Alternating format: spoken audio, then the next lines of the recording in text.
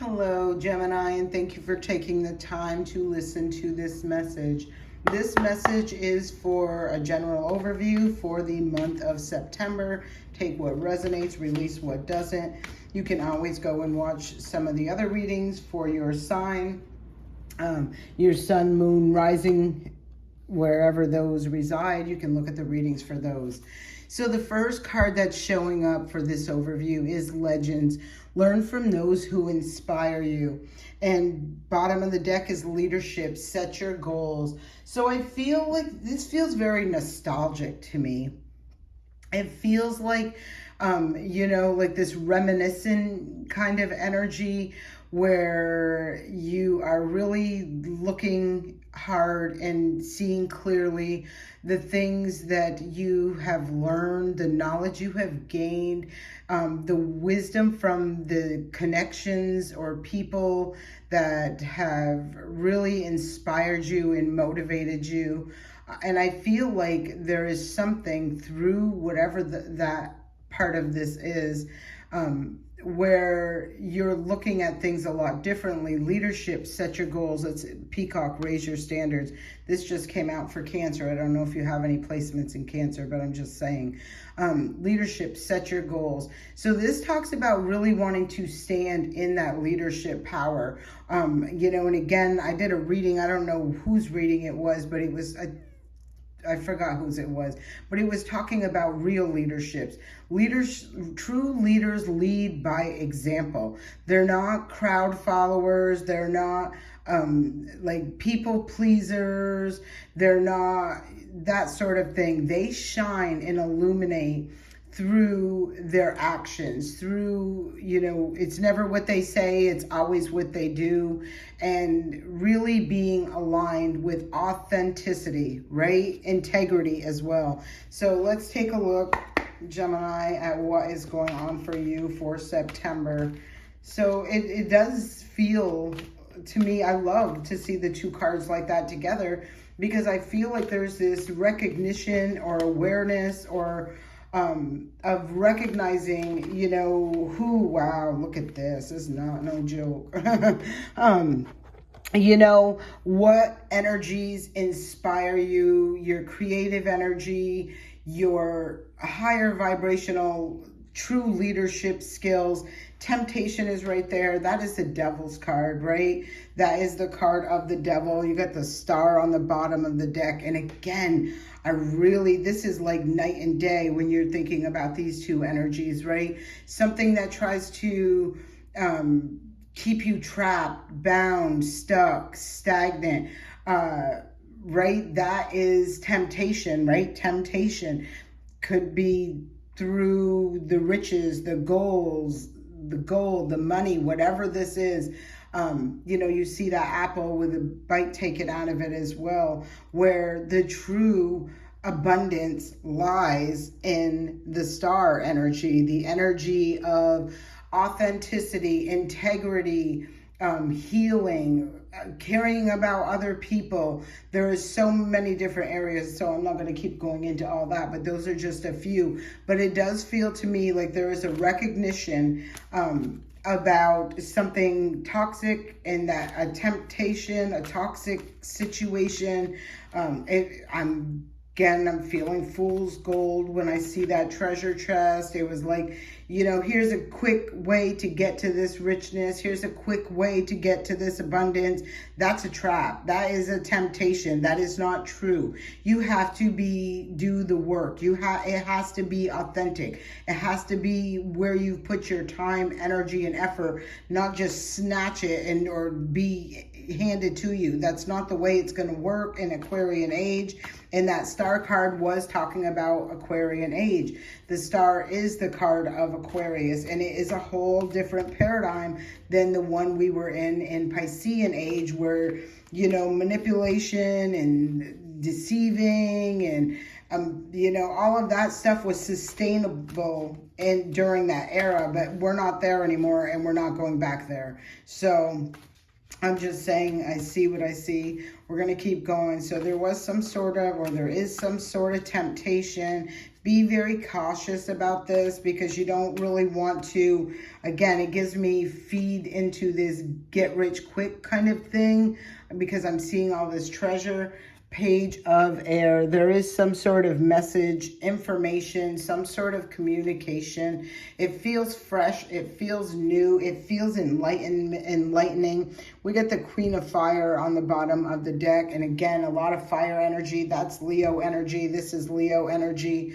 So you can look at, you know, your placements in your chart, see what house that is representing for you. But what I am feeling is like the true leadership shines. Their authenticity shines through. It's not a fake it till you make it. It's not a hurry up and let me grab it. It's like, I'm willing to do the work. I'm willing to put in the time, energy, and effort. They're willing to follow their passion, take action in regards to what they do, what they love. Like, I feel like the legend is talking about what a true leader looks like. Like, I feel you have had, or you do have, people around you who are great leaders or could have the potential to be great leaders, but there feels like there was some sort of temptation in this energy right here. Two of air. Okay. That's being at a crossroad. That's about making a choice or a decision. And this, wow, there's your card right there, Gemini, the Lovers. 6, choices, decisions.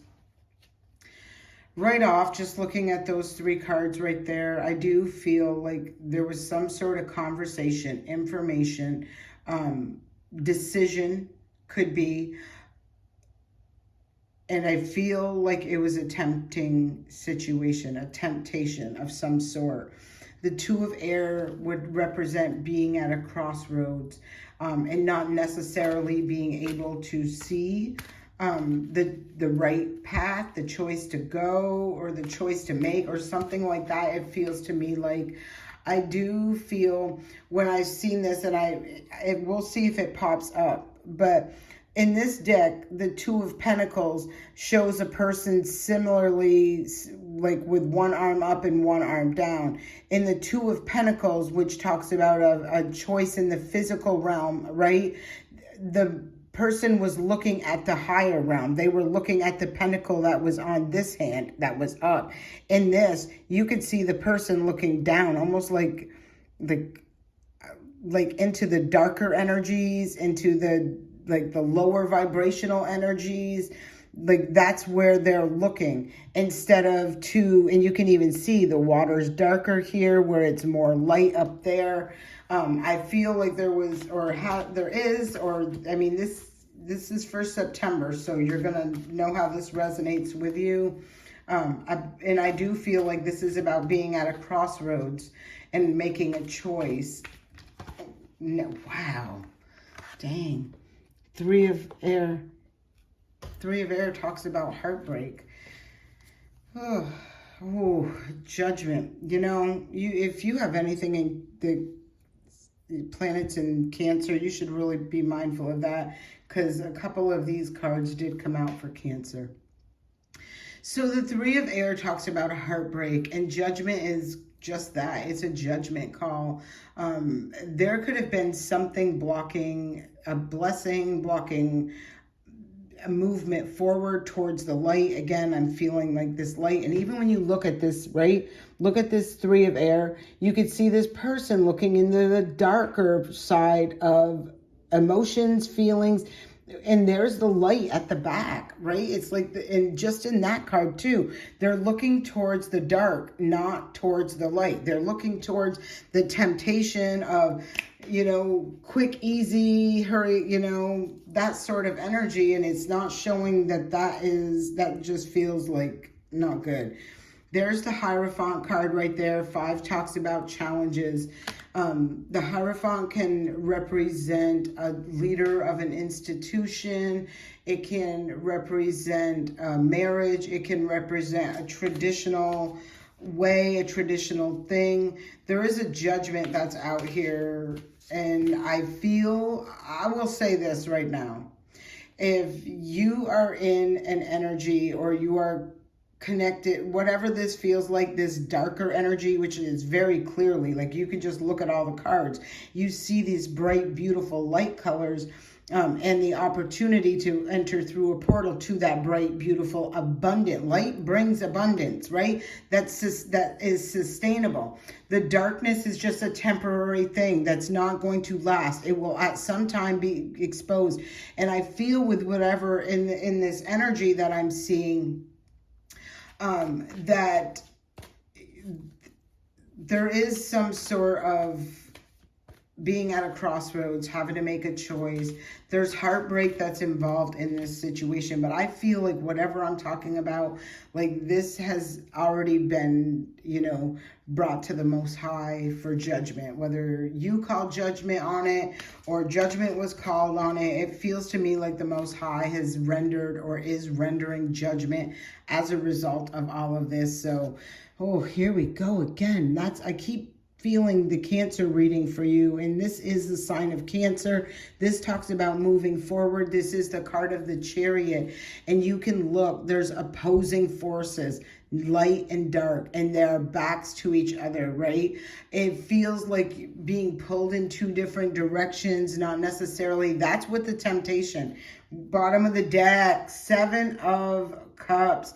This was an illusion, confusion. There was some sort of distorted energy that looked like the real deal, like the, pot of gold, the whatever this was. And it doesn't look like that is how that panned out. It looks like it ended up bringing through this chariot being pulled in two different directions, and being like, it just feels like a challenging energy. A third time a card has come up. That's a strength card, Leo energy. This talks about having the strength, courage, and confidence. This could be in regards to taking a leap of faith, embarking on a new path, taking control of your future. I do feel like this is tough energy. I'm not even gonna, but I love the other side of it because I see all this light, right? I see the potential with that true leadership and wisdom being gained and all that other stuff. But I definitely feel like it's a dark, and it's, just so you know, it is not easy to climb out of that dark, regardless of how it is, whether this be within your job and you can't let the job go, even though it's really crushing you, you're feeling worn down and beat up, and it sounded good when you took it, and then you're into it, and then it's less not working, and it. It is hard to crawl out of that dark space, but that's how sometimes you just have to have faith. Every time, you always have to have faith over fear, and know that if it's not for you, not to keep walking down that road thinking it's going to bring you to your destined place if you just keep holding on. At some point, you have to recognize that it's just, I gotta let this go. I gotta get out of this darkness. You have to crawl out of that darkness in order to bring yourself to the light. So the next card that comes up is the 9 of Pentacles.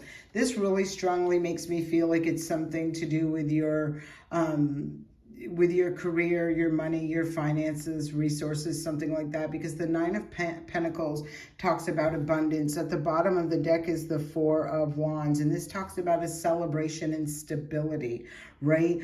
I'm just getting the vibe that it is like, whatever this is that you're sitting in, that you're going to know, because you're going to recognize already where this isn't what I believed it was. I believe, and it feels like being surrounded by a lot of dark energy. And I feel like once you can look at that and see that, and then start, strategizing your way, being that true leader, or, tapping into that leadership to make the shift, make the change, switch directions, something like that. And there you are. Come into your power, speak the truth, bring that sword down, cut out what no longer serves you, which you know not to be the truth, and release yourself from the binds or being bounded to this toxic energy. This is the devil energy. I feel in this, boy, this feels like the heaviest reading I've done out of any of the readings I've done. Ooh, and I've done a lot, so that's a little crazy, but anyhow, I feel like this is somebody who is really has to, right, master the, like, if you've been watching me for a while, you know I say my Queen of Swords is nothing to play with. I will cut a situation off cold turkey. I don't care if it breaks my heart, it saves my soul. I do know that, so I can make peace with that.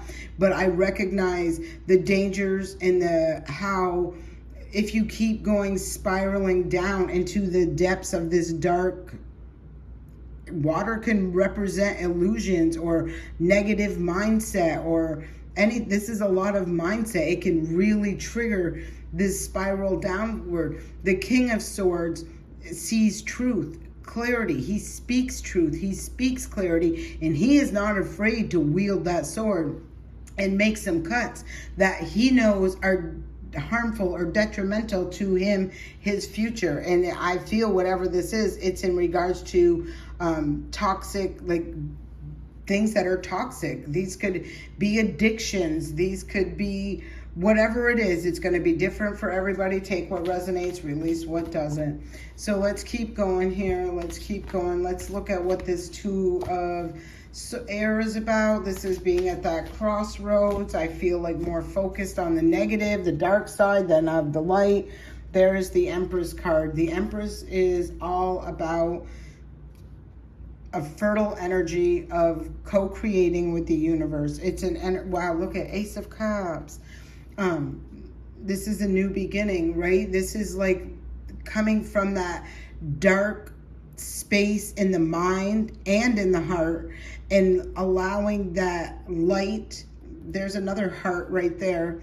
Allowing the love, the authenticity, the true authentic heart chakra, aligned heart chakra, to help you to evolve, to grow by nurturing and loving, being authentic. New beginning is right here. Let's keep going. Give me one more card for this Two of Air. Like, this is like aligned with love. This is like, you know, get rid of that. If you have hate in your heart, like this is saying, let it go. Do what you got to do. Feel it, heal it, release it, let it go. Open that heart chakra up. Next card that comes out is your card again, and that is the Lover's card. This talks about choices. You see right here in the Four of Cups on the bottom of the deck, this person is surrounded by 3 other cups, right? This can represent family, friends, relationships, things that are like, it has something to do with emotions and relationships.